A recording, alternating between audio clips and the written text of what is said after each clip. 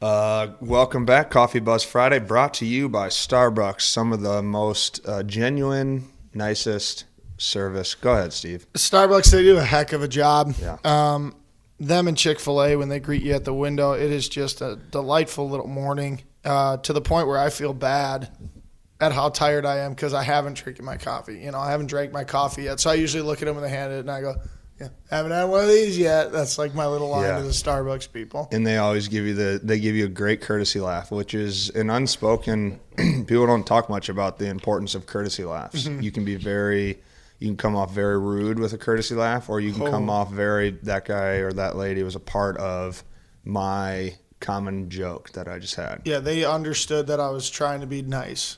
And Absolutely. So they chuckled. They chuckled back nicely where you have a difference. We talked about in the past about how you speak to people, not what you say, how you say it. It's also same thing goes for the laughing stuff. Oh, yeah. If you give a... Yeah. Oh, you do not like that guy. No, that guy doesn't Sarcasm. like you either. No, they don't. You don't like each other. Right. So, so absolutely. The hard part with Chick-fil-A is they're not open on Sundays, and they stuck to their value system, and that's great. But sometimes you always want it on Sunday. I would say you only want it on Sunday. It's crazy. So we'll have to figure someone to talk to about that. Nolan, get on that for us. We'll call somebody. Yeah. Go ahead. What prevents people from understanding themselves? What prevents people from understanding themselves? I don't have the clock ready, so this will give us time to think. Time to think. What prevents people from, say it again? Understanding themselves. What prevents people from understanding themselves? Ready, go.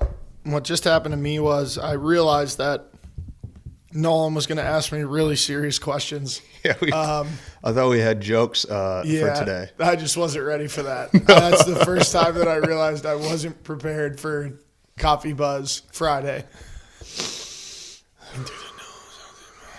Longer exhales. Okay, ask it again now, Nolan. I'm ready to go. What prevents people from understanding themselves? Oh, wow. I actually think that the number one thing that makes people not understand themselves is rushing into a relationship. I just don't think that you can accurately know who you are when you're giving, quote unquote, yourself to somebody else. You need to take time to figure out who you are, what you want, what you do. I mean, you guys are listening to a couple guys who, have really done that. Truthfully. Well, maybe we don't know ourselves. I think I feel pretty confident that I know. I actually was talking about this last night. I feel like in the past year has been the first time in my entire life that I actually know who I am. Like I actually know who I am. And then this is also the first time since I was buying my girlfriend, the notebook and putting flowers in her locker because I was 16 that I've actually been in a relationship. I think that plays a huge role in the fact that people need to figure out who they are before they jump in with someone else. So the $1 million question that I'm sure everyone's on the edge of their seat waiting to hear, who are you? Who am I? That's a really good question. How do you define? Good morning, how Steve. do you define Jesus? How do you define who you are? I just think it's a internal confidence that allows for you to make decisions extremely easly. Like you don't make decisions based off emotion. You understand your value system. Yeah. You make decisions based off of who you are. So the thing I don't like about it and I like about it is that I ride a very calm line now in regards to if I get really bad news. Like sometimes at MASH or MindStrong or MASH Performance, just inherently with that many people, you get bad news a lot. And that used to really mess with me. And now I just kind of roll with it. But it's the same with good news. Unless it's something game changing, I just hear it. I go, oh, that's cool. And I just literally move on with my day. When sometimes you wish you could get more excitement. I miss excitement. Yeah, we've talked about that a lot. I always think that that's a tough question because it's always, sometimes I think people ask the question, who are you? In a very, just like we did with the chuckles thing. I think sometimes that question is asked too aggressively or too passively. That's such a deep question to just look at somebody and go, who are you? Until you realize who you are, you will have no shot. And then it's just like, what? And so it's a hard thing. I think, do you know what I'm saying? When people just For sure. flat out ask you, who are you? I would say if somebody says, who are you? And I know you're doing that to put me on the spot. Correct. But I thought you did great. If somebody says, who are you? And they're looking for an actual definition, that person is actually just defined that they don't know who they are. Mm-hmm. So, like, if you're comfortable in your own skin and you feel good, there's obviously, like, a lot of things that I need to get better at and work on. But I know those things. Compared to someone who might think, like, knowing who you are isn't defining yourself out loud. Right. It's just a daily understanding of your objectives and your passions and your morals and literally your life. Like, what do you want your life to be? What are you hoping your life is?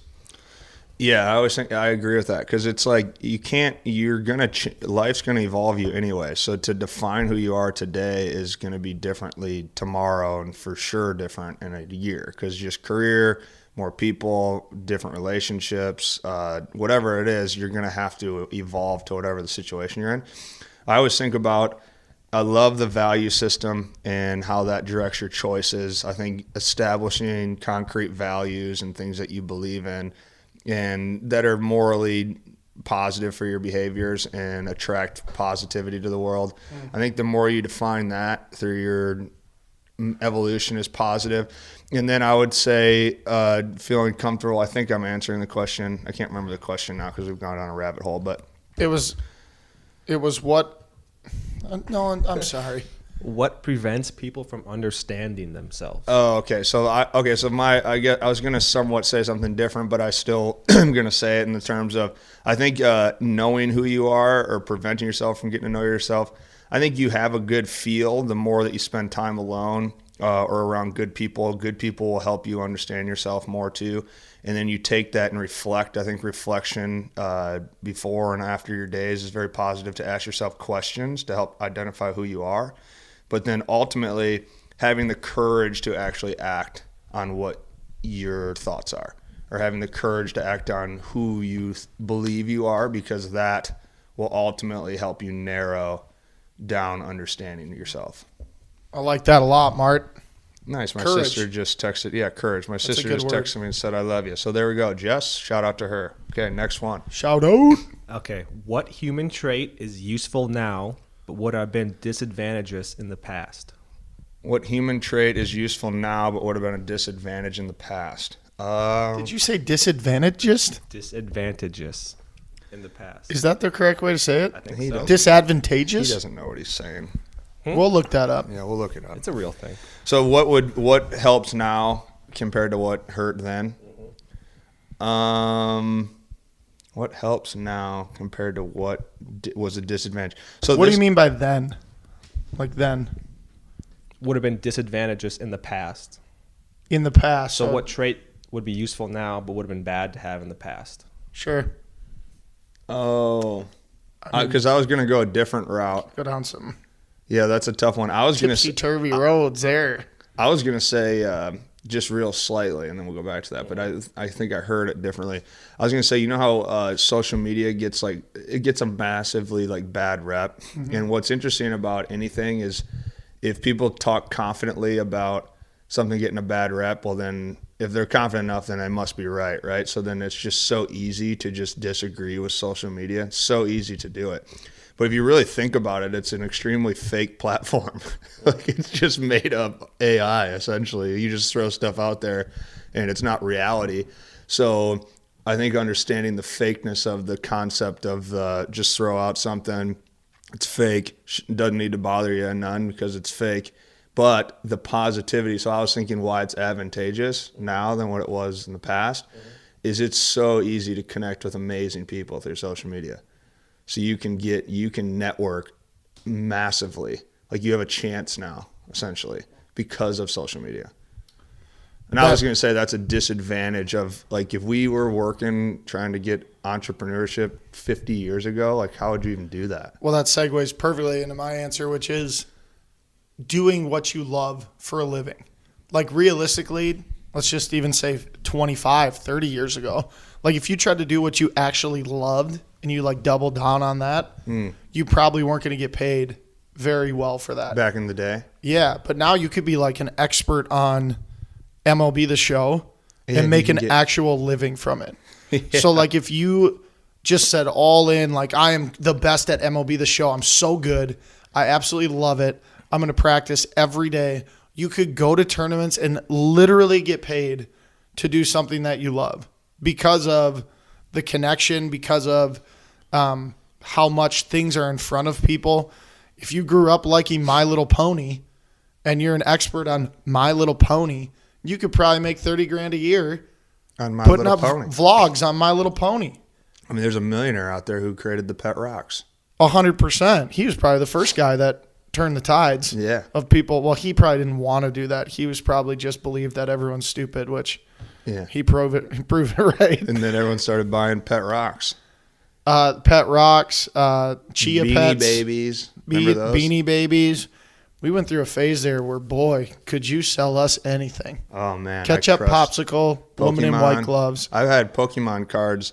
I made my parents buy me Pokemon cards purely because I wanted to be friends with people who had Pokemon cards. Never knew how to play the game, but I had Pokemon cards. You remember Digimon, kids? Did you? I said, Digimon?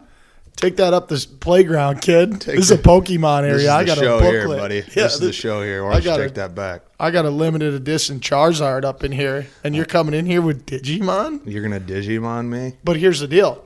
Digimon kid, he might be making 40, 50 grand a year hawking Digimon right Laughing now. at us right now. Laughing at us, saying, where are your Pokemon cards? Well, I'll tell you where my Pokemon We bought cards this. are. We bought this. They're my This parents' dinner. basement. We bought this dinner table for $60. It's been. We can't have more than 3 people have dinner on it, or it'll shatter. If you had 3 people try to eat dinner on this main entryway dinner table, folks, It's over. it'd be anarchy. It's anarchy. No one's coming back. That's why no one's been here. 100% fork drop ratio, elbow to elbow fork drop ratio on this table.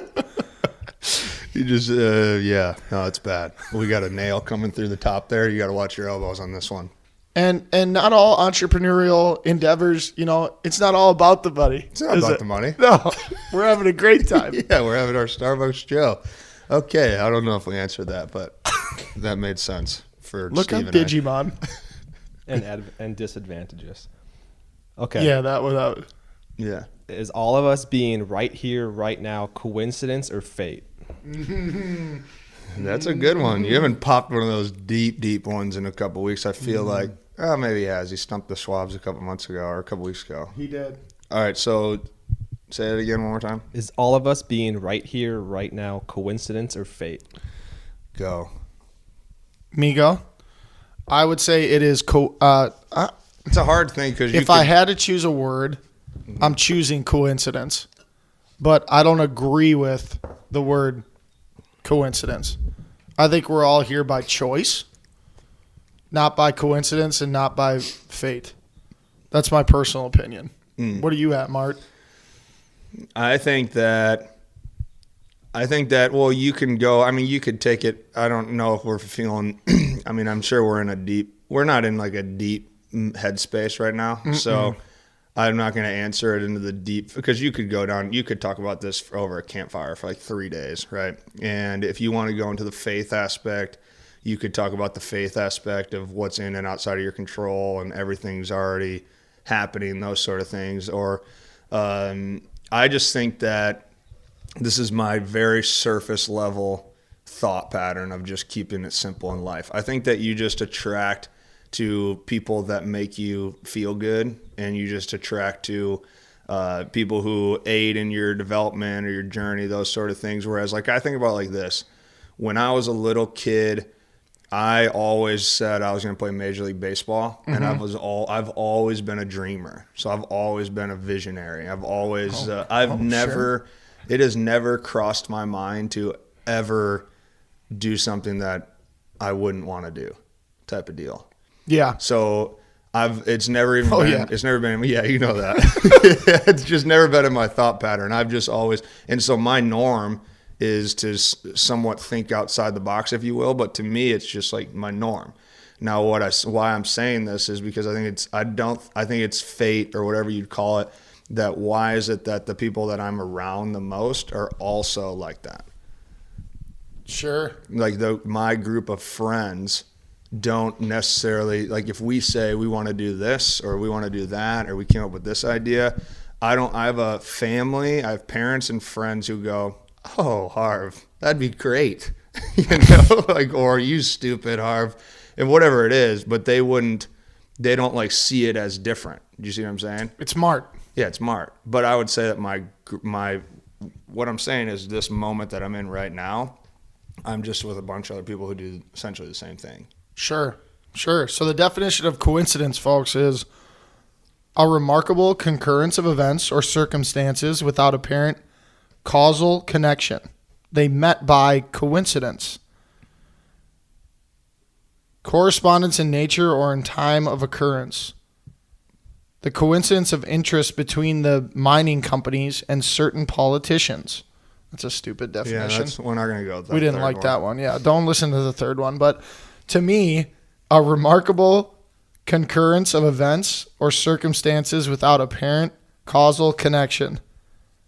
So we all met through baseball. Right. So that would be a connection.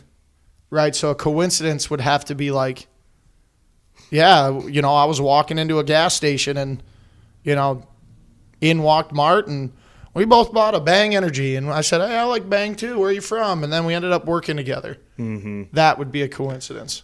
Yeah. See, I don't think about how many, that's like saying, is it a coincidence that I fell in love at the bar or something, or fell in love at this place with somebody? Like, think about how many people you've met, how many girls you've met that you could have been in love with. Well, I'm just saying. Sorry, Brody, but you know what I'm talking about. Like, it's just like a girl that you've just walked past at a zoo. Okay, we'll keep it super friendly. There you go. Here. Yeah, we're at the zoo. We're walking by the zoo, and you and this beautiful gal are staring at the gorillas, and you just go, hey, what's up? Like that, and then you fall in love with that person. Like, has that ever really happened? I have to think yes. I have to think yes. So they would answer that as coincidence. It was a total coincidence that me and your mom were both at the gorilla cage at the same time. Okay, we would have never met otherwise. Take it deeper, and think of it as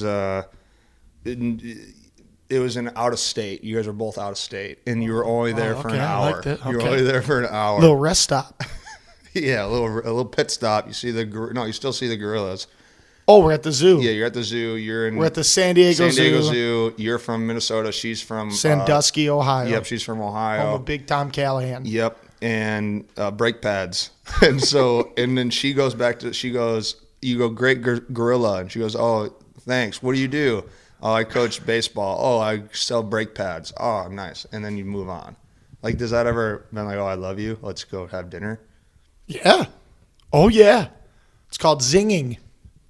Zinging. It's love at first sight. It's zinging? A zing. Is that an actual thing? That's from I don't know anymore. Zinging is for anyone who loves cartoons. That's from Transylvania 3.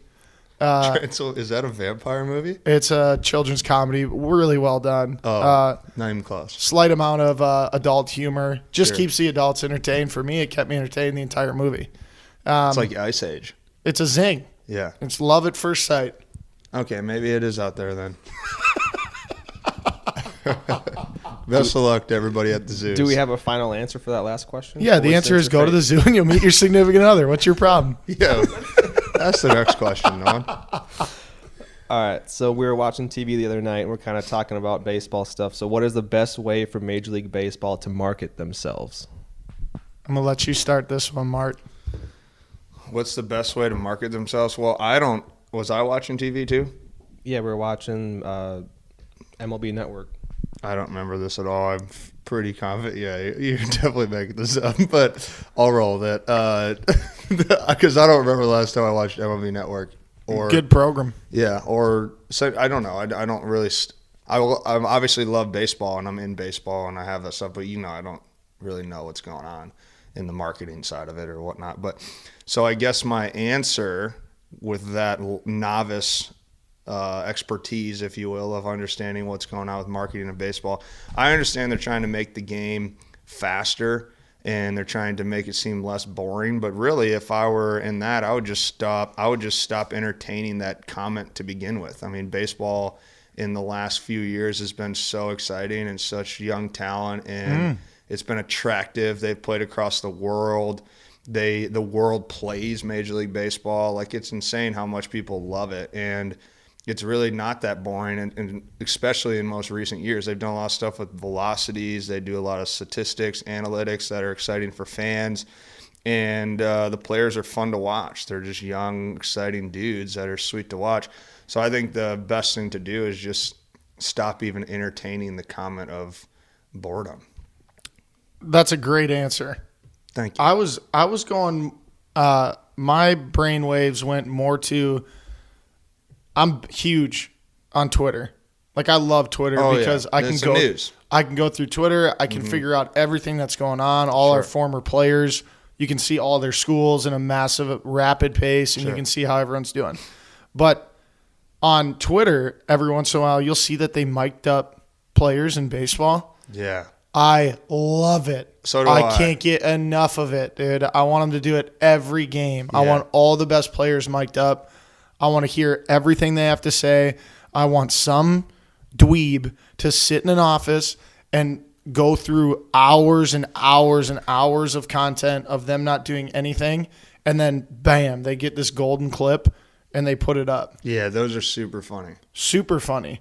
The other thing is people are upset because they say they don't market Mike Trout enough. So, like, a basketball clearly is all in on your LeBron James, your Steph Curry, your Russell Westbrook. Your Russell Westbrook, right? Baseball hasn't had that, and they're trying to figure out how to market Mike Trout. And for anyone who is on or looks at social media, I'm sure that this is on television too, but Mike Trout just came out with a body armor commercial. Him and Andrew Luck. The water? It's, yeah. Oh, yeah. And they're disco dancing together. Oh, great. And it's beautiful. Yeah. I absolutely love it because he ain't taking himself too seriously. Right. He's ready to go. So I think you have to, I think you go all in on about, well, no, I just actually changed my mind right here on the spot. I was going to say you go all in. Yeah, you go all in on 5-6 players, but that's what everybody does. Mm-hmm. They should go all in on they should go all in on like 100 players and just shove them down our throats. Like, we should have household names because there's so many games. Mm-hmm. So every team's top 2 to 3 guys should be marketed massively by Major League Baseball through mic'd up, through commercials, through Twitter, through Instagram, and now all of a sudden every game you want to watch. Mm-hmm. It's like I would never go to a Timberwolves game unless the Golden State Warriors were in town, Oklahoma City, the Lakers. You're only going when those people are in town to see like the best in the world play. Compared to baseball, where you need people out there every day. Yeah, that's a good point. I wonder if baseball players even want to have that because they play every day, you know? Like, I wonder if they would even – maybe they're not wanting the marketing as much because they're at the field all day and it could be distracting or whatnot. Like Roger Maris, dude, in movie 61, drove the guy mad. Drove him nuts. The guy started losing his hair. Yeah. Do you think that if you were a big leaguer – Sure. You got 20 seconds to answer this. Mm-hmm. Do you think you would be a fan favorite, and do you think you would be good with the fans? Sometimes good, sometimes bad, or bad with the fans? I think I'd be in the middle of that. Sometimes good, sometimes bad. I don't think I'd be a fan favorite. I think I'd be exactly what I was when I played. Boys liked it. Coach was kind of mad at me sometimes, but liked me. And the fans were kind of like, who the hell is this guy? But kind of seems cool because I used to wear mutton chops. Remember I used to rock the mutton chops? That would be a good look for you in the bigs. Yep. So when you're a big leaguer, dude, you can have long hair and the older generations hate you and the younger generations think you're tight and the coaches hate you but they like you and the boys love it. Mm-hmm. Simple. Nail it? I mean, you nailed it. Mutton Chop Mart. Mutton Chop Mart might bring them back. You got anything? It's kind of cold in here. I think I'm going to turn the heat up just a little bit. Well, one thing we know we won't be doing is having a nice breakfast on this table. No, we sure won't. Till next time, folks. Cheers.